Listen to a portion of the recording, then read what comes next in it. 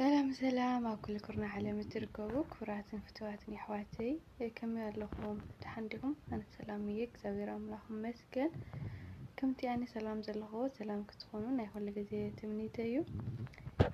إيش مبار لما أنتم حزر زبالت مخري إتمابو تبل حيزر خمس يلهو نا أخب لكم يه سنة مكتدال حدا بو أمن قدنا سوى عزو حدا من أسير أخوه كأو دحري سلامتا ملوات بحدا اندعللو أبيد أني رخا أنا بيت خلا خايلم مش حدوه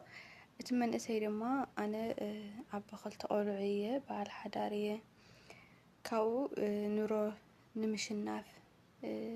إلى عدين دك أين قديفة ناس سدت وزي كشك قليلة تخنقين بزحاي سرح خون سرستجعبت أي سريح زين نعدي من اللص له سدتون نويحو نعدي من اللص له يقولون كاو تمبر ما أما أنا ون مخر اللواني كذكا سلسة مخرني وأنا كذكا يقولون إيش يقولون كاو بل نحنتي مخري شعرش يا واقع يقولون مالتي ما بغرشيو كاو وأنس قاطعين مخرد أخوين يقولوا حرا يبلو كاو انتهي لما يوم جميرو زود يلمو أقرأت من قدي لها أقرأت من قد رخيبي لها بقرأت من قدي أي تخد يعتبر خاليت خا تخاليتون تخاليت مخرجات خوينا ما شعر تخاف لني كايلمو كونت مشيرو كاو لما ليش شعر شو ما تحس تعرفوا هانت شعر شي تخاليت مخرجات أتبل أو زي ملكتك أي تزارب يعتبل سالسيتون كم مالتي مبل سالسيت خاني زخونة نجر خجات مكوي خطر إخلها إيد خيط العل ويدما أيتقلطف تنيرا مالتي هذه أتن مخري نايتو مابو نخلاتنا ونت أمانة أيين زبل تسفلننا نتي من إسيب دعميا تقيمنا الشيلو تنحيزون رسالة تشعر شون نتم سبعين تنسلسة مخري أركبون تروحنا عادة ماليس مالتي هذه أمن قدين دخلنا حلية سبعتي ركبوني كأوتما الانتورم هذه تناينا إحنا بقرات من قدينا نخلينا كسر خاص عابنا يلم نتم خلاص بقرات من قدي خدو مالتي تمن أسير ما نايتم أبو مخري تذكراته هذه زي الخديو ويدما قرات من قدي أغني لها بقرات من قدي أي تخدت بالنايتم أبو مخري سلسة تذكرته نتابع قرات من قدي قديفو بتي قنوعنا نويح من قدي قعاز جميرو مالتي هذه نداتو قعازة مريت مشيو مريت مش مشيو يكرتا محدري انتهاليلو عاد سو طيقو مالتي عاد سو مستطيقه تعمل لمو انتي دابي مصي خامسلو أنا داب زنويح من قدي أمزي واي نفس خالب مع أنت مليت أنكو عبتو قرات من قد زي مساخا مهنيات سي إتهم سحاز نور سبات بقرات من قد زي مقصي هيواتهم قرشهم سئينهم يوم إلى مو شفات رهيوم قرشهم هيواتهم ناس إنهم إلى مو ماتي سلازي نايتهم أبو مخري بتعمل تقيماتهم مالتي مهنياتو بسو قرات من قد تزخل نيرو قرش ورا تزيها الليون هيواتوون إتهم شفات رهو نيرهم يوم مالتي واي እግዚአብሔር አምላኽ ጽቡቕ ገይሩልና ካብኡ መበለ ካልአይቲ ኻኒ እምበኣየ ማሕደር ገዛ ኢሉ ምስ ኸደ ማሕደር ገዛሲ ኣብዙ ኒኤካ ኣብዞም ገዛ እዚኦም ክትሓድር ትኽእል ኢኻ ግን ኣብኡ ዝኣተየ ሰብ ኣይወፅእን እዩ ይብልዎ ኣይ ንስኻ እንታይ ደኣ ኮይኑ እዩ ኢሉ ብውሽጡ ስቕ ኢሉ ሕራ ኢሉ ናብቲ ገዛ ይኸድ የንኳሕኩሖሞኒ ምስ ኸደ ኻፊቶም ብብሩህ ገጽ ተቐቢሎም ኣንጊዶም ዘለዎም እኽሎማይ ቀሪቦም ይሕድርዎ ማለት እዩ። እንተኾነ ግን ድራር ክትቕርብ ዝመጸት በዓልቲ ገዛ ማለት እዩ ገጻ ብሓዊ ተበላሽያ ማለት እዩ። ሕዚ እቲ ሰብኣይ ብጣዕሚ ይጽቡቕ እቲ በዓል ገዛ ማለት እታ ሰበይቲ ግን ብሰንኪ ሓዊ ገጻ ስለ ዝተበላሸየት ገጻ ነይሳ እያ መሲላ ማለት እዩ። ካብኡ ምስኣ ዲኻ ትነብር ክብል ደልዩ ነይሩ ምስ ረአያ ሰንቢዱ ማለት እዩ መልክዓ ብጣዕሚ ስለ ዝተበላሸየት ማለት እዩና ካብኡ ግን ከይናገር ግን ኣብ ዘይምልከተካ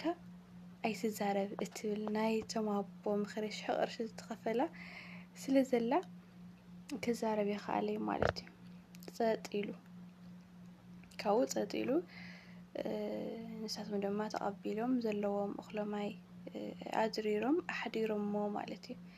ካብኡ ብጽባሒቱ ምስ ወግሐ እቲ ሰብኣይ እንታይ ኢልዎ ምስ ተንስአ ንዓና ናፍቲ ዝኾነ ነገር ከሪአካ ኢልዎ ንሱ ከዓ ሕራይ ኢሉ ተኸደ ኣብኡ ክሳውዶም ተቖረፁ ማለት እዩ። ከዚ መሓረኒ ሰባት ክሳውዶም ዝተቖረፁ ሰባት ኣሪእዎ ማለት እዩ። ንሱ ከዓ ብጣዕሚ ሰንቢዱ ከይናገር ግን እታ ቃል ተዘኪራቶ ጸጥ ኢሉ እቲ ሰብኣይ እንታይ ኢልዎ እዚኣቶም ትሪኦም ዘለኻ ብዘይምልከቶም ነገር ኣብ ገዛይ መጺኦም ኣጋይሽ ኮይኖም ክእንገዱ ኢለ ኣብ ገዛይ ምስ ተቐበልኽዎም ግን ንስኻስ ምዛ ሰበይቲ እዚኣ ዲኻ ትነብር ለኻ እንዳበሉ ኣብ ልዕሊ ሰበይተይ እሱ ኢሉ ይዛረቡ ስለ ዝነበሩ እየ ብሕሱም ንደት ክሳዶም ቆሪፀ ርበዮም ኢልዎ ማለት እዩ። ካዚ መሓረኒ ንስኻ ግና ምንም ከይተዛረብካ ሕማቕን ጽቡቕን ስለ ዝሓደርካ ስለዚ ነፃ ኣይሰደካን እየ እንታይ ደኣ ኣነ ገንዘብ ጥሪት ሃፍቲ ኩሉ ነገር ዘለኒ በዓል ሙሉእ ጸጋ እየ ስለዚ ካብ ዘለኒ ኩሉ ነገር ፍርቂ ክህበካ እየ ኢሉ ፍርቂ ሂብዎ ማለት እዩ። እተን 3000 ቅርሺ ዝተዋሃበን ምኽርሲ ዝበለጸ ጸጋ እየ ነምጽአናሉ ማለት እዩ። ጠቒሞኖኦ እና ክህበካ እየ ኢልዎ ማለት እዩ። እሺ ኢሉ እሱ እውን ንገዝኡ ይምለስ እሞኒ ንገዝኡ ምስ ተመለሰ ኸዓኒ እንታይ ገጢምዎ ኣምሽዩ ስለ ዝኣተየ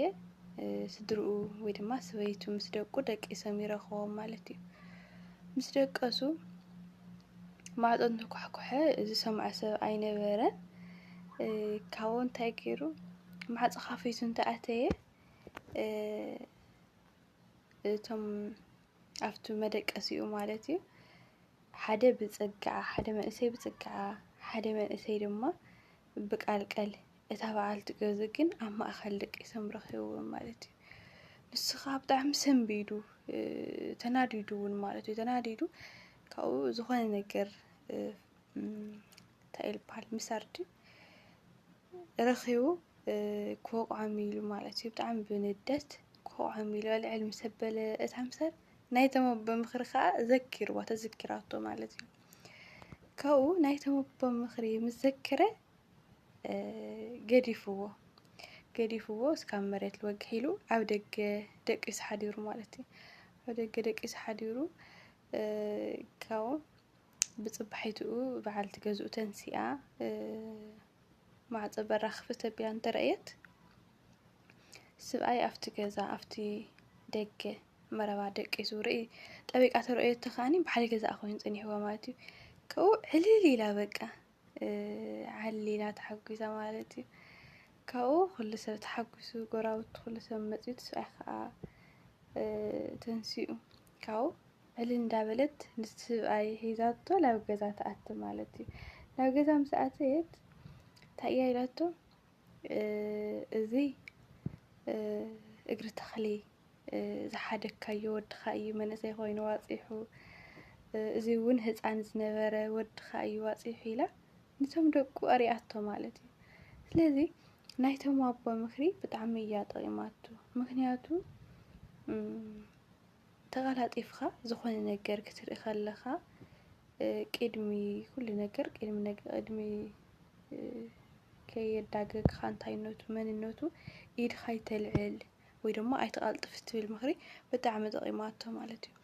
ተቃላጢፉ ብንደት ኢዱ ተዘልዕል ነይሩ ብጣዕሚ ከቢድ እዩ ነይሩ ማለት ደቁ ይኸትል ነይሩ ክልተ መናእሰይ ኢሉ ዝሓሰቦም ደቁ በዓልቲ ገዝኡ ይስእን ነይሩ ስድርኡ ብምልኦም ክስእኖም ነይሩ ማለት እዩ ስለዚ እታ ሽሕ ቅርሺ ዝተውሃባ ናይቶም ኣቦ ምኽሪ ግን ብጣዕሚ እያ ጠቂማቶ ስድርኡን ልባዕሉ ሂወቱ እውን ድሒኑ ማለት እዩና ስለዚ እዛ ምኽሪ ናይቶም ኣቦ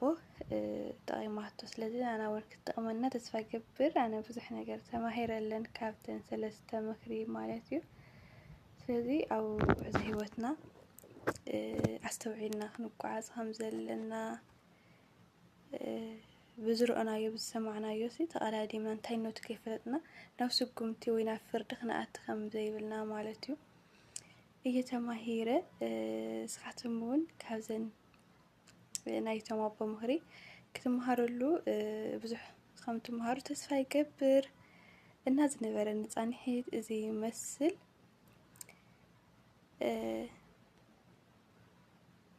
ብዝተረፈ ሰላም እግዚአብሔር ኣምላኽ ምስ ኩላትና ይኹን ሰብስክራይብ ሸር ላይክ እንዳገበርኩም ኣበራትዕኒ ክብለኩም ይፈቲ ደቂ ዓበይቲ ወይ ተሰናይ ንዓኹም ባይ ባይ